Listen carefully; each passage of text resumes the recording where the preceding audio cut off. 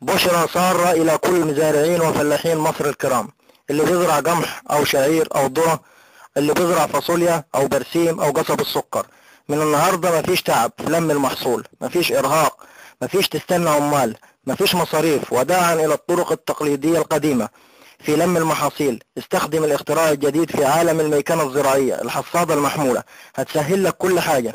هتحصد فدان القمح أو الرز أو تحش فدان البرسيم في أقل من 5 أو 6 ساعات، وبتكلفة خيالية جدا جدا جدا.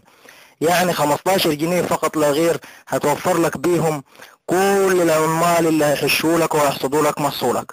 هتوفر عمالة وهتوفر وقت وهتوفر حاجات كتير قوي، ولو حتى مصباح علاء الدين.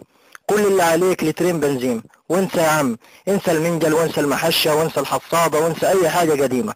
وكمان مش هتخليك تحتار لما ما تلاقيش عمال، يعني هتحصد لوحدك، لان الحصادة سهلة خالص خالص خالص. هتستعملها بكل بساطة انت او ابنك او اي حد من اهل بيتك، بكل بساطة.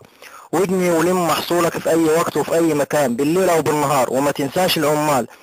العمال ممكن تساعدهم، كل واحد معاه محشة محمولة وحصادة محمولة. وكمان لو عندك حديقة أو جنينة ممكن كمان تقلم بيها الأشجار وتظبط بيها النجيل، وممكن كمان تكسر بيها قصب.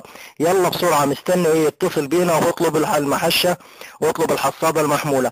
011 1 250 710.